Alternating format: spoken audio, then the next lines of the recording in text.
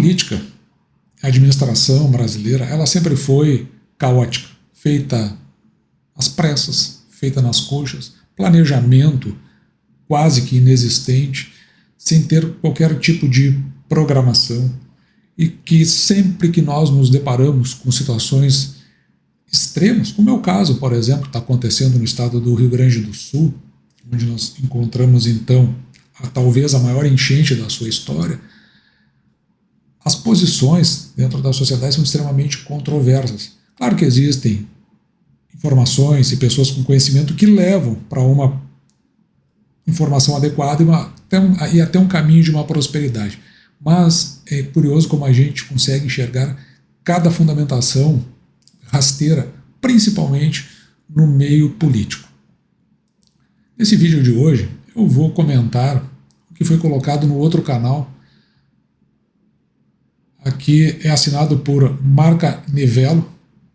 O nome dele na verdade, só assina como Mário, pelo menos é o que aparece aqui na visão do meu celular, mas é interessante aqui algumas coisas que ele colocou. Então lá eu havia comentado questões sobre a enchente, é outro canal, ele é sobre investimentos e como essas falhas governamentais acabam levando a apresentar oportunidades. Mas veja aqui, pelo exposto, não acompanho suas opiniões políticas, mas me solidarizo com as perdas da população civil do Rio Grande do Sul. A minha posição política é bem clara, eu não concordo em absolutamente nada com o governo atual, o governo federal brasileiro. O fato dele ocupar a posição à frente do executivo ainda é uma incógnita para os brasileiros, tem muita controvérsia sobre isso, e o poder público não conseguiu, até o momento, cumprir com a sua função, que é mostrar que houve uma eleição limpa e que esse é o resultado, de fato, a ser auditado dentro das calculadoras. Mas o que nós vamos fazer? Nós ainda estamos aqui sob essa égide. Então, muita desconfiança, não é por mim, é quase 50% da população brasileira, e isso, para mim, por si só, já é uma tragédia. Mas vamos adiante aqui. Ele diz o seguinte: não entendi. Houve diversas enchentes em que o dique em Porto Alegre não funcionou e nada foi feito. Não foi nada disso, absolutamente nada disso. O que aconteceu, eu vou tomar os mapas aqui para ficar mais claro, o que se sucede, aqui a gente consegue ver claramente, o Rio Grande do Sul, ele está aqui, ainda tem uma área de instabilidade em cima, mas veja que aqui tem uma frente que veio inicialmente, e você pode olhar aqui nessa frente que ela anda nesse sentido, é um sentido quase diagonal, indo da direção oeste para a direção leste. A umidade que vem do Oceano Pacífico, ela esbarra aqui na Cordilheira dos Andes. Então ela sobe, daí ela contorna a cordilheira e volta pela Amazônia. E ela acaba caindo numa região mais ou menos por aqui, onde eu vou deixar aqui marcado. Deixar marcado não, só vou apontar para você, para que a gente saiba mais ou menos onde inicia o acúmulo de umidade. Que é nessa região aqui, ó. Essa cidade chamada, mais ou menos, aproximadamente, San Salvador de Jujuy. Sempre que vem uma frente fria da Argentina, ela vai segurando essa umidade e ela corre naquela linha diagonal que nós vimos. Então vem daqui nessa direção.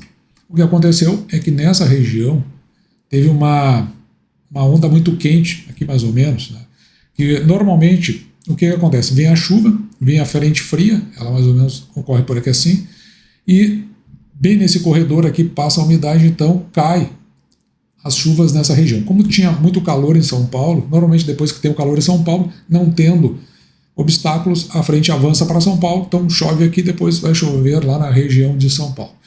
Só que essa região aí, ou melhor, aquela frente fria maior que eu mostrei para você, ela acabou, por conta desses fatores, se estacionando mais ou menos por aqui. E se você for ver, aqui em Porto Alegre, nós temos alguns afluentes. O principal desses afluentes é o rio Jacuí, esse maior aqui, que recebe águas aqui do Taquari. Inclusive tem a cidade de Taquari aqui nesse cantinho. Também, nessa imagem a gente precisa dar um zoom maior para poder enxergar o que acontece. Tem um outro rio aqui, que é um outro afluente, se chama Rio dos Sinos. E aqui embaixo, um menorzinho, o rio Gravataí. Normalmente, no Rio Grande do Sul, dificilmente cai chuva que encham esses dois e depois caiam dentro desta região aqui, que nós chamamos de Delta do Jacuí. Só que, com chuva continuada, saturação de água no solo, ou seja, a água não consegue mais penetrar. Então toda ela escorre para dentro do Guaíba e inicialmente ela vai se concentrando nessa região. E isso é o que fez a enchente tomar conta de toda a região, tanto aqui de Canoas quanto Porto Alegre. Mas não foi só aí. Como a frente ficou estacionada por muito tempo, praticamente toda a região que vai,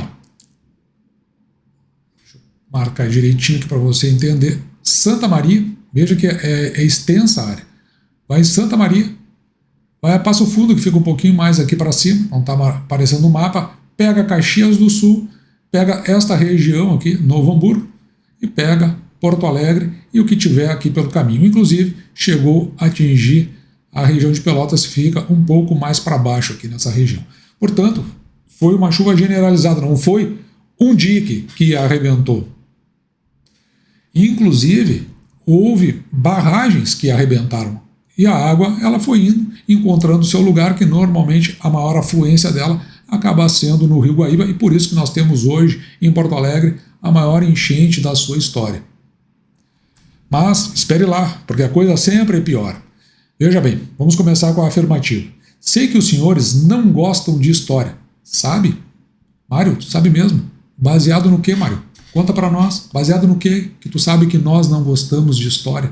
No que está fundamentada essa afirmativa? Chega a ser pequena e vazia. Olha só, se pelo menos se conversassem com vossos antepassados, saberiam que diversas cidades no Rio Grande do Sul foram implantadas em vales dos rios, ou seja, no leito maior dos rios, e que esporadicamente ocorrem enchentes nessas áreas. Aqui tem um fator só que é verdadeiro. Não é que esporadicamente, é com uma frequência muito maior do que se imagina. Nós tivemos enchente em 2019, nessa eu trabalhei, nós tivemos enchente em 2020, que eu também trabalhei, foi no meio da pandemia, nós tivemos enchente em 2021, ainda na sequência da pandemia, depois quando eu já pedi a demissão do centro de comando e controle onde eu comandava, ainda tivemos em 22 e 23, portanto, não é que esporadicamente, acontece todos os anos em Porto Alegre, só depende da época. Desta vez coincidiu que o mês de maio aconteceu a maior enchente e que foi no mesmo mês que aconteceu a maior enchente da história de Porto Alegre, anterior, que tinha sido no dia 8 de maio de 1941. E ele segue. Isso não ocorre apenas no Rio Grande do Sul, é um problema brasileiro. Ah, é sério? Não, é a primeira vez que eu estou ouvindo isso. Ou seja, nós vamos justificar que um problema brasileiro é o suficiente para que a gente leve de boa, que a gente leve tranquilo o que aconteceu no Rio Grande do Sul. É essa a argumentação? Pô, pelo amor de Deus. O Estado, o bom e velho Estado com letra maiúscula, o Estado deveria sim intervir mais na economia. Ele quer um Estado interveniente. O Estado interveniente é exatamente o que é contestado neste livro aqui, Os Erros Fatais do Socialismo, ou seja, esse ente maior, esse ente lindo e maravilhoso, chamado Estado, que às vezes essas pessoas não sabem nem de onde vem, mas eu digo para elas da onde vem. Vem daqui, ó. Esse aqui é o livro mais bonito que eu tenho, melhor escrito, capa dura, sobrecapa, gramatura, letra bonita. Olha o tamanho da letra que é escrita. E uma folha que você escreve não passa do outro lado. Se chama o Manifesto do Partido Comunista. É a partir daqui que foi criado esse conceito desse ente maior a todo mundo, chamado Estado, que apartou toda a crença, inclusive religiosa, para que todos nós devamos devoção para esse Estado que deveria intervir mais na economia. Nesse caso, veja, segundo ele aqui, impedindo o loteamento e vendas de lotes em áreas de risco. Eu vou dizer uma coisa para você, isso até ocorre, isso já é comum, inclusive tem lotes aqui em Porto Alegre que já tem a reintegração de posse. Sabe por que não é feita a reintegração de posse? Porque o Estado entendeu que essas pessoas seria desagradável e até um problema social tirar elas de onde elas moram para passar para outros lugares. Isso aqui acontece aqui no Rio Grande do Sul. Então, isso já é do conhecimento desse que tu chama o Estado. E será que ele deveria intervir mesmo? Eu acho que ele já está intervindo. E só as coisas chegaram aqui porque ele fez a intervenção, como sempre, inadequada. E ainda segue. Lamentável o seu posicionamento frente a essa catástrofe. Qual o meu posicionamento, Mário? Fala para nós qual foi o meu posicionamento frente a essa catástrofe. Não sabe? Então, sempre o conhecimento pobre, sempre o conhecimento vazio, sem ter objetividade. Diz qual foi o posicionamento que foi tomado. Agora eu estou dando um posicionamento bem claro para que você possa entender e, inclusive, quando for falar, diga, o seu posicionamento foi esse. Pode não concordar comigo, mas aí não é problema meu. Mas eu tenho quase certeza que o Mário ia concordar com o posicionamento da Gleisi Hoffmann, deputada federal presidente do PT. O que está acontecendo no Rio Grande do Sul, infelizmente, se encaminha para a maior tragédia climática do país. Uma clara demonstração que precisamos proteger o meio ambiente. A afirmativa dela é essa. Protegemos o meio ambiente, que isso aí não vai mais acontecer. Mas veja que o pior é a ministra do Meio Ambiente, Marina Silva, e que faz uma repostagem aqui da Floresta Brasil. Mais uma dessas ONGs que se enche de dinheiro e tenta implantar essas medidas globalistas. Porque é feito toda uma crítica. E veja aqui, o que isso tem a ver com mudanças climáticas? Tudo. Será? As mudanças climáticas aumentam a probabilidade e a intensidade dos eventos climáticos intensos. E segue. Compreender e abordar as mudanças climáticas é crucial para mitigar efeitos e eventos climáticos externos. E aí eu trago esse livro aqui, Bento Gonçalves, Do Nascimento até a Revolução, é uma biografia histórica. Então é a partir de documentos históricos onde vão contextualizando todo o andar de Bento Gonçalves. E aí você chega aqui na página 390. Diz o seguinte: o Rio Grande, cosmopolita, Porto Alegre, meca de encrenqueiros. Vinha um monte de gente para cá fazer uma bagunça, e aqui está se referindo a 1820 aproximadamente. E a citação que vem agora está nesse livro aqui, do Varela, de 1919, ou seja, foi escrito 100 anos depois. E veja o que diz aqui, porque ele conta a história de uma pessoa que está vindo para cá, né? Dirigiu-se para Porto Alegre, cujo o ambiente era tomado de súbitas ondas de calor, precursora de grandes tempestades. Portanto, há 200 anos atrás, acontece este mesmo clima em Porto Alegre. É uma súbita onda de calor, que nem nós estamos hoje, por isso que a gente já sabe que vai chover, e depois vai vir uma grande tempestade, vai acontecer de novo. Isso aí já existia muito antes desses que querem proclamar hoje as mudanças climáticas como o grande ente que vai modificar essa nossa existência e o nosso dia a dia com essas catástrofes. Elas sempre aconteceram, elas sempre ocorreram, e essas pessoas elas agem como se os nossos dias fossem só esses que nós estamos agora. Mas eu vou dizer uma coisa, a grande maioria sabe disso, só não menciona por má fé, porque além do projeto de poder dessas pessoas, eles pouco têm a acrescentar na vida, no dia a dia das pessoas. E perceba que é sempre o mesmo discurso. Vamos dar uma olhada aqui, no Twitter do Brasil 247.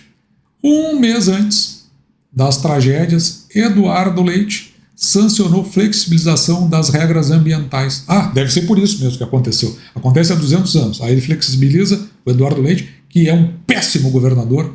Esse indivíduo aí, ele é curioso porque ele se elege na carona do próprio PT, pedindo voto para o Partido dos Trabalhadores, e agora o PT faz o que ele faz de melhor, tenta tirar do governo o Eduardo Leite, porque já estão de olho na legislatura de 2026, fazendo essas colocações aí absurdas e abjetas.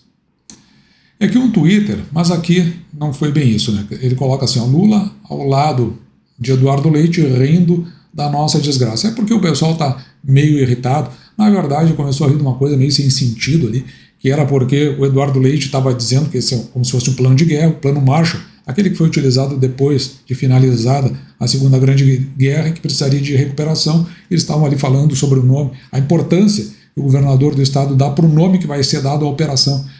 São essas coisas que vão irritando as pessoas. E, em meio a isso, o atual nos imposto à frente do executivo começa a soltar suas gargalhadas. Mas não bastasse isso, está aqui, ó, Space Liberdade.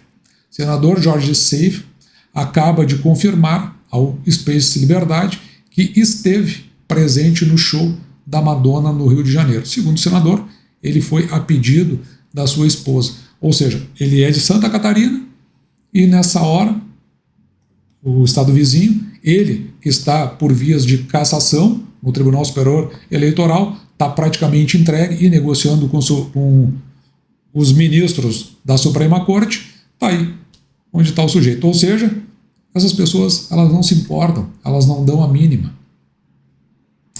E finalizando, eu estou entrando aqui nesse site chamado Capital Matters. Esse site aqui, ele publica um ranking feito pela Universidade de Johns Hopkins, na Universidade de Baltimore. E aqui embaixo você vai ver que é o ranking de miséria, e ele é com base no ano de 2022. Então dê uma olhada aqui, você vai ver aqui, na 27ª posição, o Brasil. Como é que é feito esse ranking para você poder entender? O país mais miserável, segundo esse ranking, é o Zimbábue. Então ele vai botando uma ordem, na ordem crescente, do mais miserável até o menos miserável. O menos miserável vai estar aqui embaixo, na 150ª posição, 57ª, aliás, que é a Suíça. Então, de 157, o Brasil é o 27º país mais miserável do mundo. Mas não paremos aí, vamos dar uma olhada aqui nos dados mundiais. Dados mundiais, eles colocam aqui o ranking de QI. Então, veja que o país com o maior QI está ali, o Japão. E se nós formos olhar aqui embaixo, o Japão, lá aqui do lado está o QI, 106 é a média do QI do japonês. O Brasil, vai descendo, o Brasil ele fica aqui embaixo. Na posição 68, o QI médio do brasileiro é 83. Para você ter uma referência, o macaco lá do Magic Kingdom, ele tem o QI de 90. Então a média do QI brasileiro é 83. O governo federal, ele publica sempre os resultados do PISA. O PISA é um teste de ensino que é obrigatório para aqueles países que querem entrar na OCDE, que é a Organização para a Cooperação e Desenvolvimento Econômico. O Brasil tenta há horas entrar e não consegue. Então aqui no PISA de 22, nós vamos ver aqui, ó, por exemplo, em matemática, como é que está o Brasil. O Brasil ele fica entre a 62ª e a 69ª posição. Se nós colocarmos em leitura, ele está um pouquinho melhor, está entre a 44ª e a 57ª. E se nós colocarmos em ciência, ele fica entre a 53ª e a 64ª posição. E na BBC News foi feita uma pesquisa onde se criou foi um índice criado por economista que classifica o Brasil como o 4º país mais triste do mundo. E só de olhar para esses dados, a gente já sabe. É um país burro, ignorante, miserável e um país triste. Não tem outra coisa para se dizer do Brasil. Por isso que a gente ouve essas colocações, as posições no Twitter, pessoas que sequer avançam para saber assim, vem cá, o quanto tu sabe de história, para que a gente possa entrar numa conversa que seja mais ou menos razoável. Porque muito provavelmente, aquilo que eu queira, pessoas que nem o Mário também querem. Eu quero um país melhor, uma sociedade que seja melhor, não justa, mas melhor para todos, que as pessoas possam crescer e se desenvolver. Agora, uma coisa eu sei, e não é baseado no que eu acho, e nem na minha forma de encarar a vida, mas, segundo o Friedrich Hayek, os erros fatais do socialismo, sempre que isso foi aplicado, nos trouxe pobreza e miséria. E o que é o socialismo? Socialismo não é divisão, como pensam. Não é essa palavra que define. A palavra que define o socialismo é controle.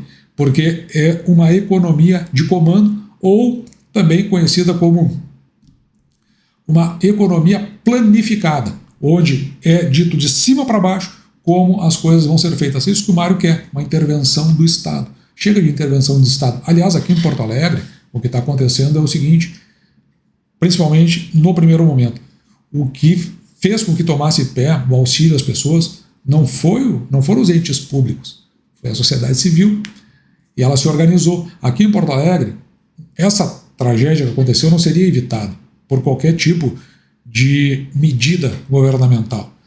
A parte do governo, essa é a obrigação dele, era estar preparado quando isso aí acontecesse. E provou que não estava preparado, nem o municipal, nem o estadual, muito menos o governo federal, que agora está à cata de níqueis para ver se transfere os impostos lá que foram levados para a União para o estado do Rio Grande do Sul.